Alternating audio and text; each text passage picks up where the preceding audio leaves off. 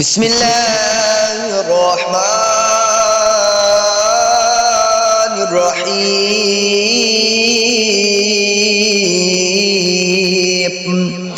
اللهم صل على سيدنا ومولانا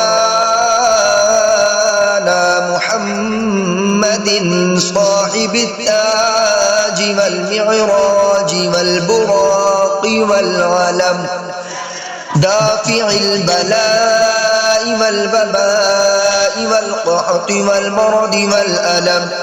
اسمه مكتوب مرفوع مشفوع منقوش في اللوح والقلم. سيد العرب والعجم، جسمه مقدس موتر مطهر منور في البيت والحرم. شمس الضحى بدر الدجى صدر العلا نور الهدى كاف الورى مصباح الظلم. جميل الشيم شفيع الأمم صاحب الجود والكرم.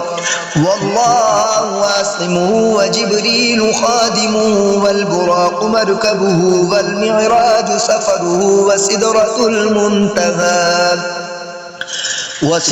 المنتهى مقامه وقاب قوسين مطلوبه والمطلوب مقصوده والمقصود موجوده. سيد المرسلين خاتم النبيين شفيع المذنبين أنيس الغريبين رحمة للعالمين. راحة العاشقين مراد المشتاقين شمس العارفين. سراج السالكين مصباح المقربين محب الفقراء والغرباء والمساكين. سيد الثقلين نبي الحرمين إمام القبلتين وسيلتنا في الدارين صاحب قاب قوسين محبوب رب المشرقين ورب المغربين. جد الحسن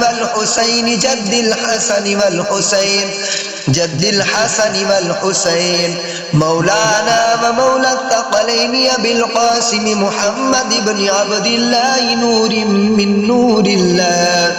يا أيها المشتاقون بنور جماله بلغ العلا بكماله كشف الدجى